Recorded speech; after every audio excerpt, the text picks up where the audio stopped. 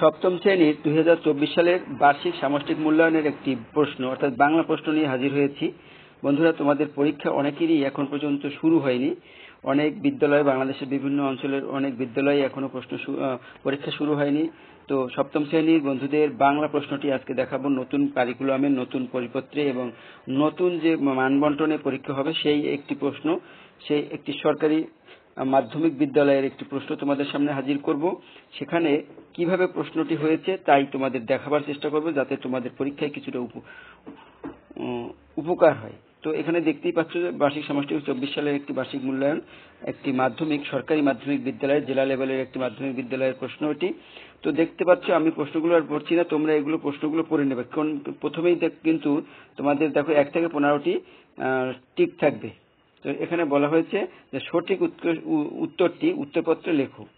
এখানে 1 নম্বর দিয়ে শুধুমাত্র যে উত্তরটি সঠিক হবে সেটা শুধু তোমরা ক নম্বর হলে ক দিয়ে পদ্মা, আর যদি যেটা হবে সেটা লিখবে। এরকম 15টি প্রশ্ন থাকবে। প্রথমে এই 15 মার্কের 15 নম্বর, আর তারপরে এক বাক্য উত্তর লেখো, থাকবে 16 থেকে 26। এখানে প্রতিটি প্রশ্নের মান কিন্তু 1 করে থাকবে। তো আমরা দেখে নিলাম যে 15টি প্রশ্ন ঠিক এখানে এমসিকিউ দেখে নিলাম।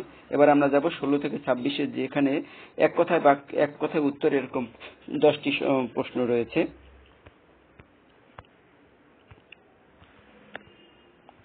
এই যে দেখতে পাচ্ছ, এক কথায় উত্তর দাও, এখানে 10টি প্রশ্ন রয়েছে। এইগুলো তোমাদের বাংলা বইয়ের টেস্ট বইটি যদি ভালোভাবে করো তাহলে অবশ্যই এই প্রশ্নগুলোর উত্তর পারবে।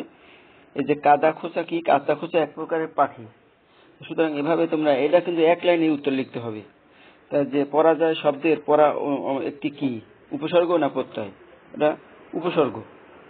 তো এভাবে সঠিক উত্তরটি লিখবে। দেখো 24 নম্বরে শশী শব্দের প্রতিশব্দ কি? চন্দ্র বা চাঁদ। একেবারে একই লাইনে লিখতে, সব ছোট্ট ভাষা লিখতে হবে। তারপরে দেখো, এরপর রচনামূলক অংশ রয়েছে 75 মার্ক। এখানে 25 মার্ক গেছে। এবার 75 মার্কের রচনামূলক অংশ থাকবে। সেইখানে কি থাকবে একটু দেখো, নিচের প্রশ্নগুলোর সংক্ষেপে উত্তর দেবে। এইখানে 10টি প্রশ্ন রয়েছে এবং প্রত্যেকটা প্রশ্নের মান কিন্তু এখানে 2 করে 20 মার্কের। এখানে পরিমিত ভাষার চর্চা করা প্রয়োজন কেন? অনুসর্গ উপসর্গের মধ্যে পার্থক্য কি? তো এভাবে কিন্তু প্রশ্ন থাকবে তোমাদেরও। বন্ধুরা, একটু দেখে নাও এগুলো, প্রশ্নগুলো তোমরা একটু খেয়াল করো। আর যে কোনো 3টি 11 থেকে 15 নম্বরের মধ্যে যে কোনো 3টি প্রশ্নের উত্তর দাও। রচনামূলক প্রশ্ন, দৃশ্যপট নির্ভর। এখানে দেখো এক একটা প্রশ্নের মান হলো 5। এই প্রশ্নগুলো একটু দেখে নাও।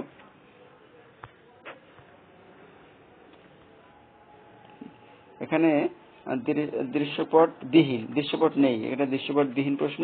দৃশ্যপট নির্ভর পরে আসবে, এটা দৃশ্যপট বিহীন। তো এই প্রশ্নগুলো একটু দেখে নাও তোমরা। আমি তোমাদের সব পড়ে শোনাতে চাচ্ছি না। এর পরের অংশটি হলো এখানে।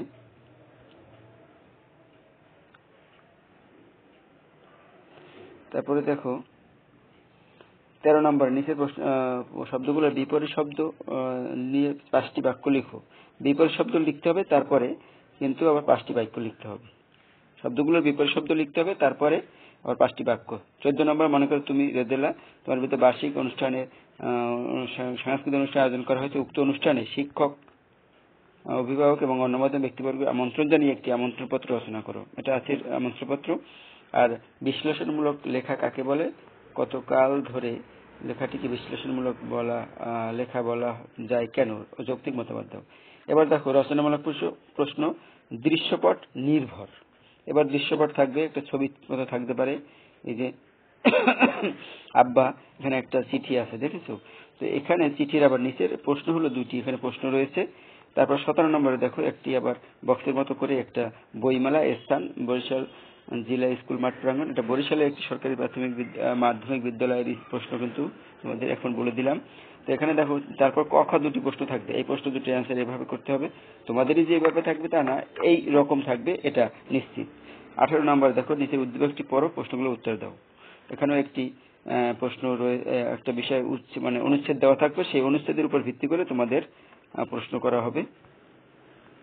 এবার এই দেখো আর একটা প্রশ্ন আছে, এখানে আছে নিচের কবিতাংশটুকু পড়ো এবং প্রশ্ন 2টির উত্তর লেখো। এখানে একটা কবিতার 2টি লাইন দেওয়া রয়েছে, উপরের দিকে দেখতে পাচ্ছ। তারপরে কিন্তু কয়টি লাইন দেওয়া আছে, তারপরে কিন্তু উপরে কবিতাংশ, কবিতার যে বৈশিষ্ট্য বিদ্যমান তা ব্যাখ্যা করো। তারপর খ নম্বরে কবিতাংশের কিশোরের ভাবনার সাথে মাঝি কবিতার কিশোরের ভাবনা কি সমার্থক, তোমার যৌক্তিক মতামত দাও। এরপরে দেখো একটি একটা গ্রাফের মতো দেওয়া রয়েছে, একটা উপাত্তর মতো দেওয়া রয়েছে, সেই যে উপাত্ত বা স্তম্ভ লেখ তার বিশ্লেষণ কিভাবে করা যাবে এই প্রশ্নটি তোমরা দেখে নাও, আমি বলছি না। আর 21 নম্বর প্রশ্ন, একটি এই নিচের অনুচ্ছেদটি পরে নিম্নলিখিত প্রশ্ন, এখানে একটা অনুচ্ছেদ দেওয়া রয়েছে, সেই অনুচ্ছেদটি পড়তে হবে সুন্দর করে, পরে নিচের আবার প্রশ্ন থাকবে, ক খ প্রশ্ন আছে। আর 22 নম্বরেও কিন্তু তাই, একটি কবিতাংশ দেওয়া আছে, কবিতাংশটি পড়লে নিচের ক খ প্রশ্নের অ্যান্সার করতে হবে। তো ধন্যবাদ বন্ধুরা, সপ্তম শ্রেণীর বন্ধুরা, তোমরা এই প্রশ্নটি যদি ভালোভাবে দেখো তাহলে অবশ্যই তোমাদের পরীক্ষার প্রিপারেশনটা ভালো হবে, তোমরা বুঝতে পারবা যে কখন কোন জায়গায় কিরকম প্রশ্ন হতে পারে। তো ধন্যবাদ সবাইকে।